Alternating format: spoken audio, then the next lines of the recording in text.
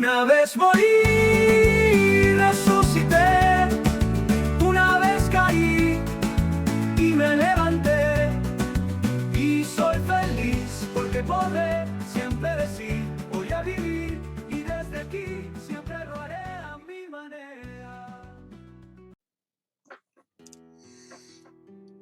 Bienvenidos a este despiece de vísceras emocionales que la psicología de la emoción de la UNED enclava en el tema 8.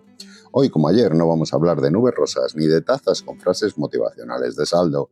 Vamos a analizar 4 constructos que para un cerebro con altas capacidades no son solo etiquetas en un examen, sino el ruido de fondo de una CPU que no sabe qué es el botón de pausa. En este episodio vamos a diseccionar la hostilidad, ese cinismo crónico que nos hace mirar a los demás como si fueran un error de sistema. Veremos el humor, que no es contar chistes, sino una valoración cognitiva de errores que no nos matan. Pasaremos por la felicidad, ese estado de plenitud que para nosotros suele ser un pico de dopamina entre dos valles de existencialismo puro.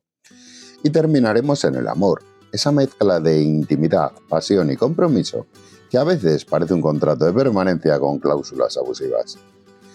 La psicología oficial distingue entre emociones primarias, rápidas, biológicas y primitivas, y estas otras, las secundarias. Estas últimas son lentas, cognitivas y fruto de la socialización. Básicamente lo que te pasa cuando tu cerebro tiene tiempo de pensar en lo que estás sintiendo y decide complicarse la vida. Si eres de lo que analizan un mensaje de WhatsApp durante 3 horas buscando lo que no está escrito, felicidades. Este capítulo es tu biografía no autorizada. Estás escuchando Diario de una cebra. Soy un padre de hijos con altas capacidades neurodivergente y alguien que ha decidido que el positivismo tóxico y los manuales escritos por gente que parece no haber sentido una taquicardia en su vida no son de mucha ayuda cuando tienes un cerebro cableado de manera diferente al resto.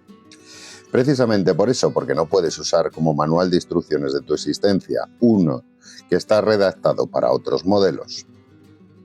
Por eso me animé a crear este chiringuito. Primero, para que los estudiantes de Psicología de la Emoción de la UNED podáis repasar el temario sin que os sangren los ojos con la grasa académica que hay en los libros. Y segundo, para que todos los que vivís con un cerebro de intensidad extra entendáis un poco mejor cómo funciona vuestro propio libro de instrucciones. No buscamos el título, buscamos el mapa para no perdernos en nuestra propia selva.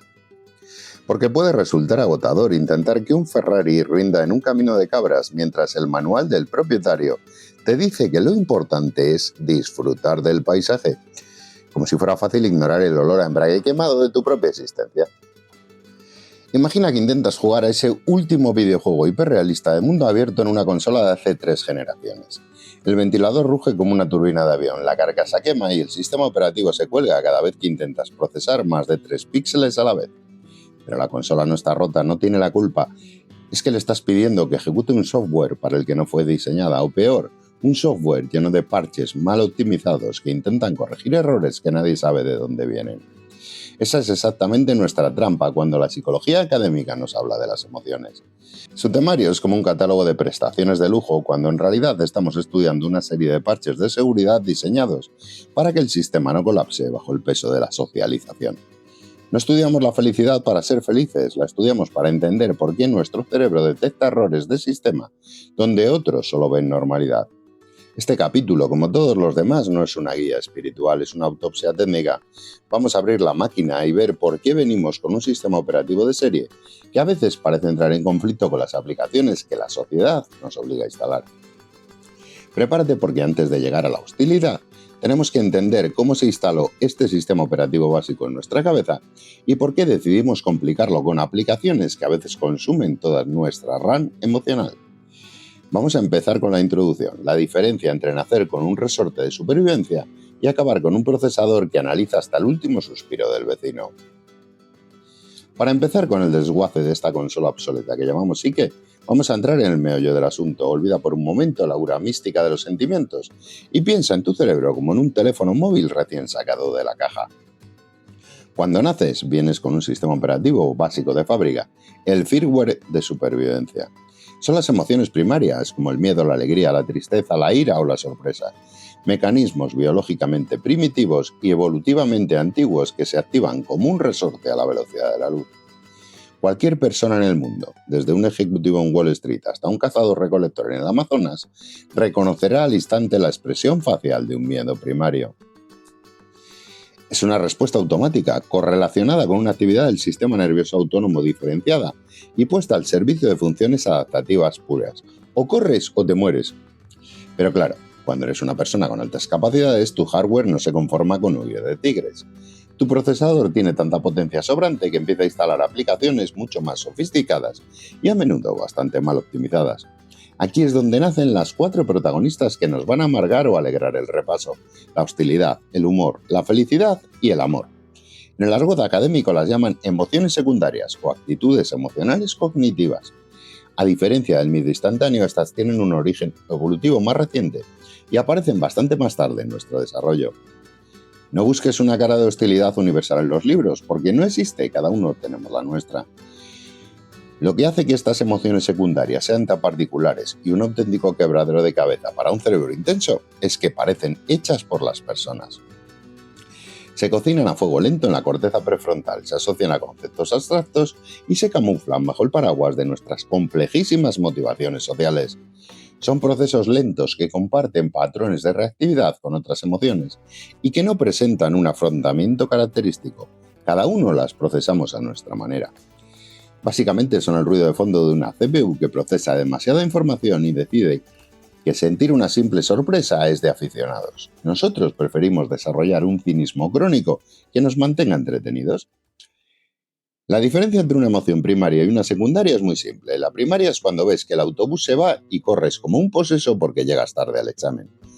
La secundaria es cuando te quedas parado en la marquesina analizando la incompetencia logística del consorcio de transportes, la mirada de superioridad del conductor y cómo este pequeño retraso es una metáfora de tu incapacidad para encajar en una sociedad cronometrada. Eso, amigos, es el lujo de tener RAM de sobra. Pero dejémonos de presentaciones amables. Si vamos a hablar de cómo una cebra sobrevive en la ciudad, tenemos que empezar por nuestra herramienta favorita de autoprotección, la sospecha constante. Vamos a entrar al búnker a disensionar por qué mirar al resto del mundo con el ceño fruncido no es mala leche, sino una sofisticada estrategia de defensa.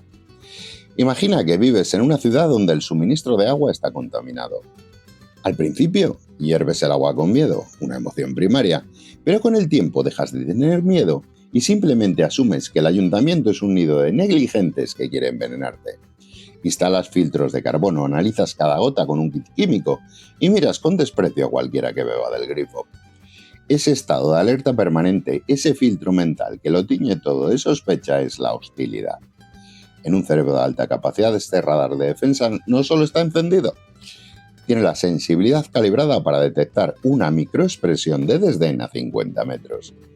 No se trata de un arrebato, es simplemente un estilo de vida. La psicología seria nos habla del síndrome AHI, agresión, hostilidad e ira. Es vital no confundirlos si no quieres suspender el examen o peor aún, tu matrimonio. La ira es el incendio puntual en el estómago. La agresión es el acto de lanzar el teclado por la ventana. Pero la hostilidad es la actitud mental, el filtro duradero que asume que el teclado se ha bloqueado solo para joderte la mañana. Esta actitud se sostiene sobre 3 pilares que cualquier cebra reconoce en su modo defensa. El cinismo, la convicción de que nadie te da nada gratis y todos son egoístas. La desconfianza, la certeza de que el camarero ha tardado 10 minutos en traerte la cuenta solo para medir tu paciencia. Y la denigración, evaluar a la especie humana en general como una colección de seres deshonestos y mezquinos. Si tienes el cerebro cableado de manera diferente y aún no has completado las 5 fases de la desintegración positiva de Dabrowski, seguro que reconoces estos 3 pensamientos. Antes de que mi pensamiento arborescente nos juegue una mala pasada a todos, una observación. Cinismo, desconfianza y denigración tienen una cosa curiosa en común. Los 3 ponen la responsabilidad fuera de ti. A esto se le denomina locus de control externo, o sea, estás reconociendo que lo que ocurre en tu vida está determinado por causas ajenas a ti. Y si tú mismo reconoces que son causas ajenas a ti, poco o nada puedes hacer por cambiar la situación. Fin de la pista y volvamos a entender de qué va esto de la hostilidad. El otro día en el grupo de WhatsApp del colegio una madre puso: ¡qué buen día hace! Mira no sintió nada, pero mi hostilidad analizó inmediatamente que era un comentario pasivo-agresivo dirigido a los que no habíamos ido a la excursión, basado en mi cinismo sistémico sobre la felicidad ajena. Me pasé 3 horas redactando una respuesta sarcástica que finalmente no envié. ¿Eso es ahorrar energía? ¿Pero qué coño enciende este sensor?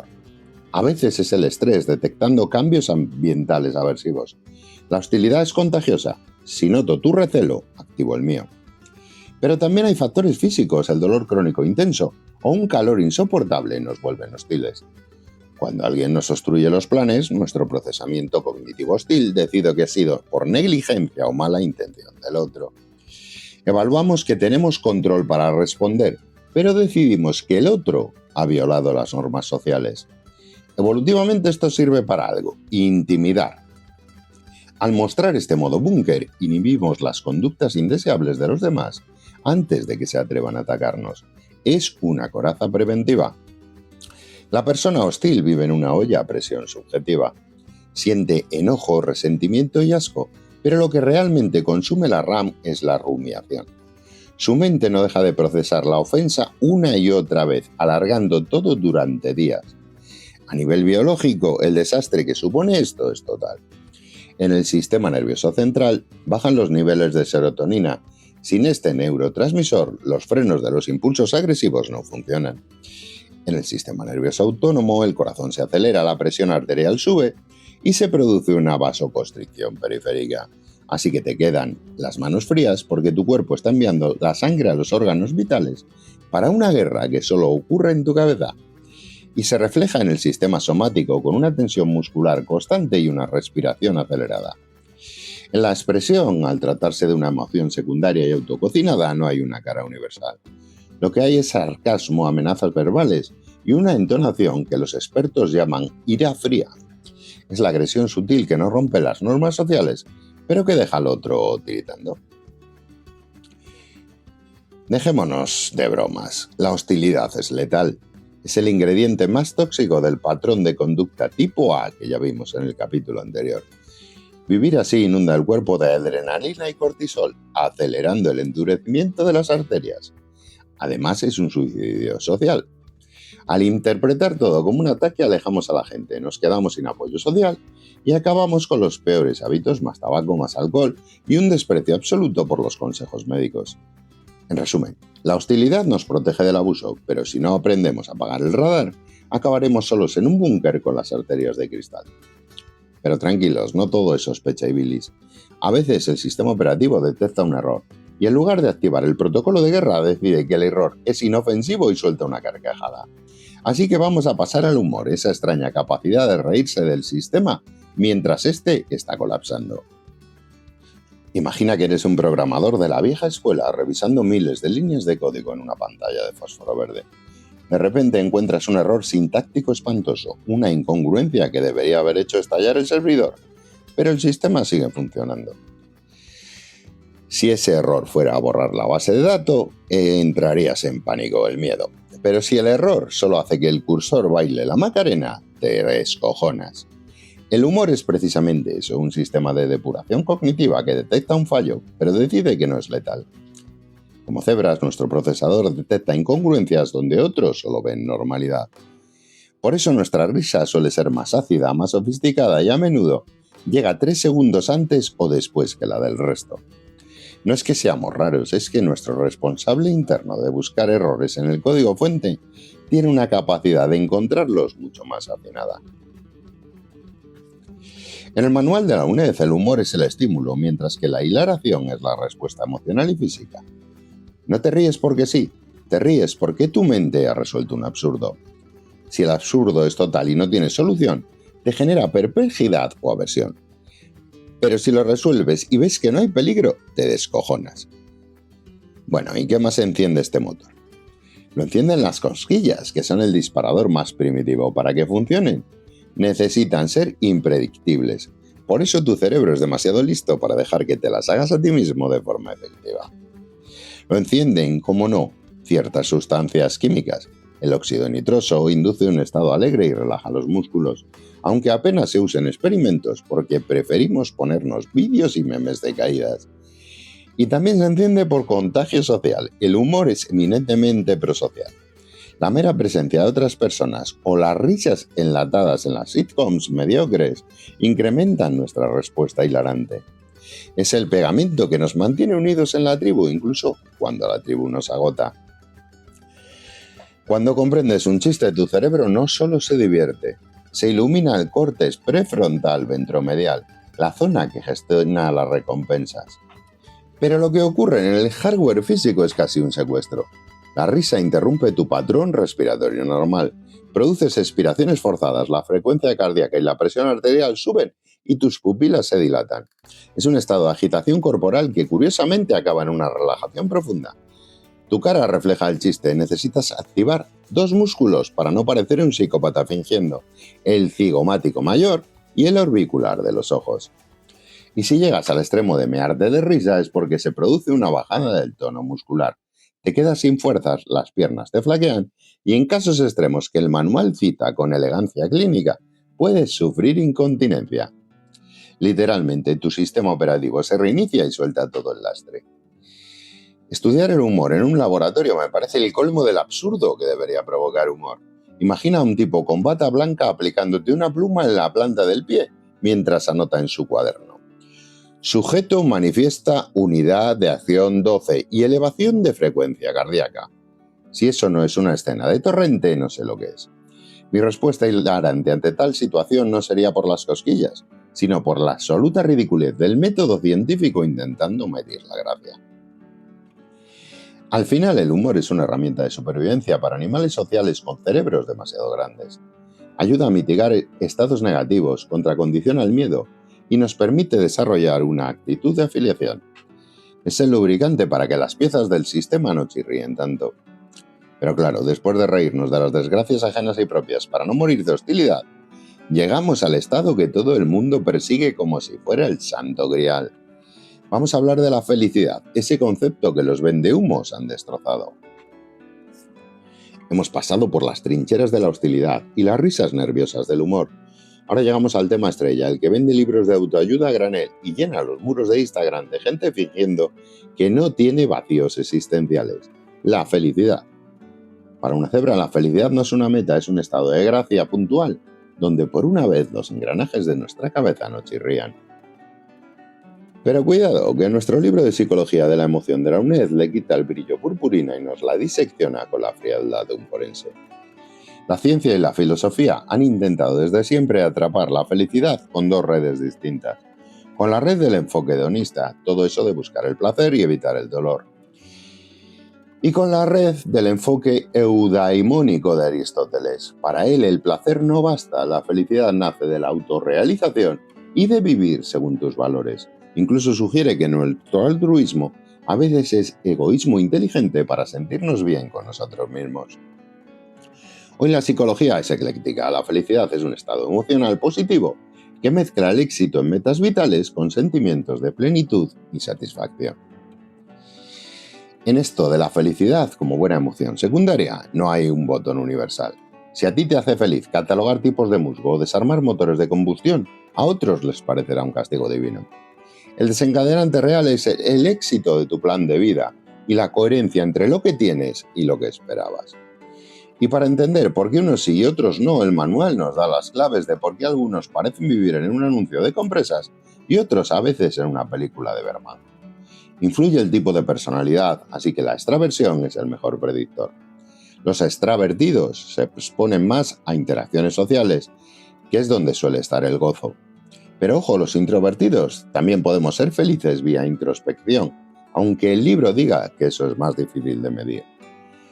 La estabilidad emocional, por supuesto, también ayuda a no hundirse en cada bache. Influye en las relaciones, pero importa la calidad, no la cantidad. El apego seguro, formulado por John Bowlby, es el vínculo emocional saludable formado en la infancia cuando el cuidador principal responde de manera consistente, rápida y afectuosa a las necesidades del niño. Si de niño tus cuidadores te daban seguridad, de adulto confías más y eres más feliz. También tiene mucho que ver las metas, pero ojo, somos más felices buscando el objetivo que lográndolo. Además, debes tener claro que nos viene mucho mejor perseguir metas de aproximación que de evitación. El libro dice que también influye el dinero, pero solo da la felicidad hasta que cubres las necesidades básicas. Una vez tienes el techo y la comida, más ceros en la cuenta añaden poca dicha. Y como no, nuestro nivel de felicidad viene marcado por la genética. El estudio de gemelos de David Lincoln y Auke Telenger sugiere que nacemos con un punto de ajuste de felicidad con una heredabilidad del 80%. Así que puedes ganar la lotería o que te deje tu pareja. Pasado un tiempo, tu biología te arrastrará de vuelta a tu nivel base temperamental. ¿Cómo influye la felicidad en nuestro organismo? Cuando eres feliz, tu cerebro decreta que no hay urgencia, te sientes seguro y tranquilo. Se activa el lóbulo prefrontal izquierdo, el derecho es para el drama, y los ganglios basales. El neurotransmisor principal es la dopamina, es el combustible de la recompensa. El corazón late más rápido, la respiración se acelera y sube ligeramente la tensión muscular. Pero es una activación placentera, no una de huida. Ya deberías saber que la principal consecuencia de la felicidad es que te vuelve cognitivamente más eficiente. Así que estudia con una sonrisa. Te resultará más fácil recordar cosas buenas, categorizas mejor y ves conexiones donde otros ven caos. La gente feliz resuelve antes problemas como el de la vela de Carl Dunker, ya que eres capaz de ver que una caja de chinchetas es también un soporte porque tu mente no está bloqueada por la angustia. El libro dice que la felicidad nos vuelve altruistas siempre que no nos arruine el bienestar. Es decir, que somos solidarios, pero hasta que empieza el partido o nos entra hambre. Me encanta esa visión de la psicología de la UNED porque viene a decir que todos somos seres de luz, pero con un contrato de servicios mínimos. En resumen, la felicidad es ese breve lapso de tiempo donde tu genética, tus metas y tu dopamina deciden firmar la paz. Es un estado de bonanza que nos hace más creativos y sociables, pero que tiene un guardián implacable, nuestro propio valor de ajuste genético. Solo nos queda un último laberinto por recorrer, el amor. Ese complejo de intimidad y pasión que para un cerebro intenso puede ser tanto el cielo como un auténtico infierno de sobreanálisis. Imagina que decides instalar una aplicación nueva en tu procesador. El anuncio te promete una interfaz increíble, colores vibrantes y una experiencia de usuario que te hará olvidar todos tus fallos de sistema. Haces clic en aceptar sin leer los términos y condiciones, porque nadie con un gramo de cordura lo hace. Y para cuando te das cuenta has firmado un contrato de permanencia que incluye acceso total a tus archivos privados, el uso compartido de tu almacenamiento emocional y una cláusula de rescisión que te dejaría el hardware echando humo. Ese contrato leonino es el amor. Para la psicología de la emoción de la UNED no es una película de Hollywood, es una sofisticada herramienta biológica diseñada para que los mamíferos dejen de ser islas y aseguren la supervivencia de la especie cuidando de su prole. Como Zebra, ya sabes que este software suele instalarse con una intensidad de banda ancha que el resto de los mortales ni imagina. Para entender todo este embrollo, Robert Sternberg nos propone su modelo triangular. Nos dice que el amor es una estructura sostenida por tres vértices: la intimidad, la pasión y el compromiso. Si falta uno de los tres, el amor se tambalea hasta caerse. La intimidad es el sentimiento de cercanía, unión y afecto, algo así como compartir la clave del wifi emocional. La pasión es el estado de excitación física y mental, la vehemencia pura. Y el compromiso no es otra cosa que la decisión racional de mantener el chiringuito abierto a largo plazo, incluso cuando no hay ganas de fregar los platos. Lo que nos mata a los intensos es la evolución temporal de estos ingredientes. La pasión es un pico de tensión que sube vertiginosamente y cae con la misma rapidez hacia niveles moderados. La intimidad crece de forma gradual y constante. Y el compromiso es el más lento, pero es el que estabiliza el sistema. De las mezclas de los tres ingredientes, pasión, intimidad y compromiso, nacen los distintos sabores. Está el amor apasionado obsesivo, el que es solo pasión, pura obnubilación. Está el amor romántico, formado por la pasión y la intimidad, pero sin planes de futuro, no hay compromiso. Tenemos el amor de compañero, formado por la intimidad y el compromiso, es el amor verdadero o conyugal. donde la ternura sustituye al incendio de la pasión. Y cómo no, el amor pleno, el unicornio para la mayoría, los 3 vértices a la vez, es difícil de alcanzar y casi imposible de mantener sin que el servidor se caiga. Pero después de saber todo esto, ¿por qué elegimos a personas que parecen diseñadas específicamente para sabotear nuestro sistema? Philip Saber y Cindy Hazan dicen que el amor adulto es un reflejo de nuestro apego infantil. Si tienes una autoimagen negativa, con una baja autoestima, eres carne de cañón para el amor apasionado y obsesivo. De hecho, Theodore Reik demostró algo cruel: somos más vulnerables al flechazo cuando nuestra autoestima ha recibido un golpe reciente. Simplemente porque buscamos a alguien a quien idealizar para tapar nuestra propia sensación de fallo de hardware. Para saber cómo se activa el amor, tenemos que entender que por dentro el amor no es aire, es química y física, y cuando se activa ocurre lo siguiente. Usamos el pegamento, que es la oxitocina, es la hormona que promueve el vínculo, el cuidado y esa necesidad de no despegarse del otro. Nuestra respiración cambia. Si es pasión, la respiración es rápida y uniforme, la boca se abre y los ojos se cierran. Si es amor de compañero, el ritmo es lento, regular y se acompaña de una leve sonrisa. Y en nuestra cara bajamos la mirada y ponemos esa expresión de madre contemplando su prole. ¿Qué consecuencias tiene el amor en nuestra existencia? El amor correspondido es un antivirus potente, mejora el sistema inmunológico. Te sientes seguro, con superpoderes y capaz de trascender tus limitaciones. Pero si el amor es unilateral, el sistema se debilita y eres más propenso a resfriados y dolores de garganta. El final de una relación es el colapso total, la autoestima se deteriora y te vuelves vulnerable a enfermedades físicas y psíquicas.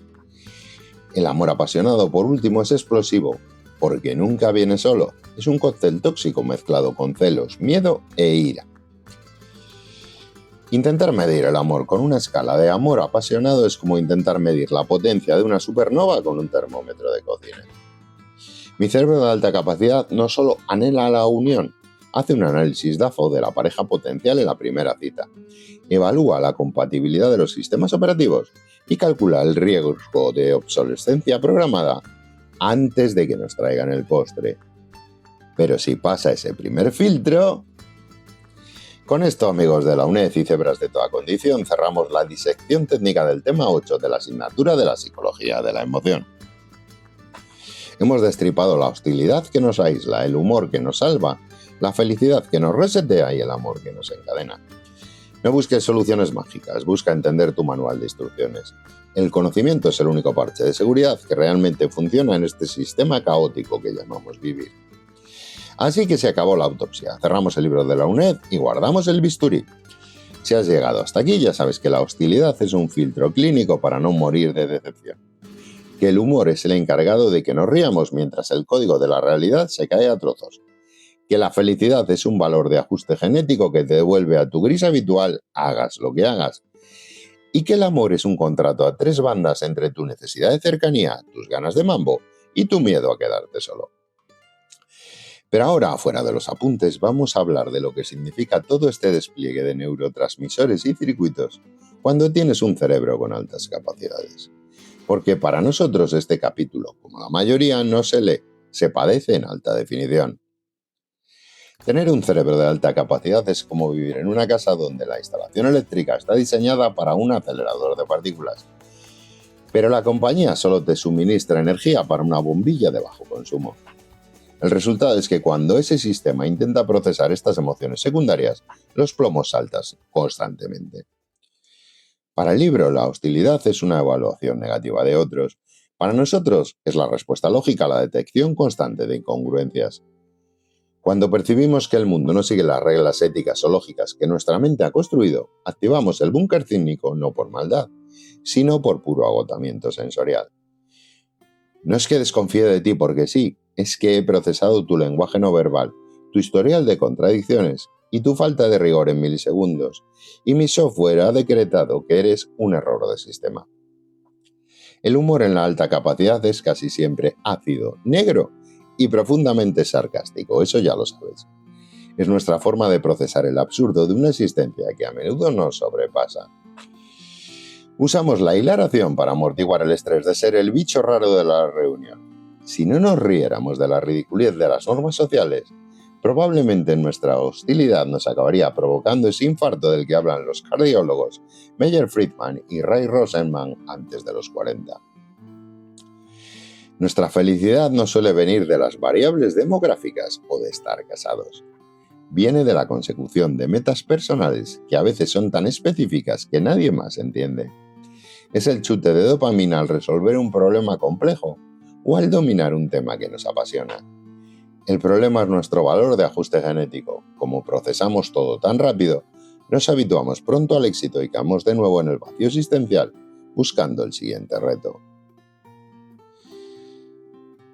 Vamos a ver qué pasa con el amor y el miedo al abismo.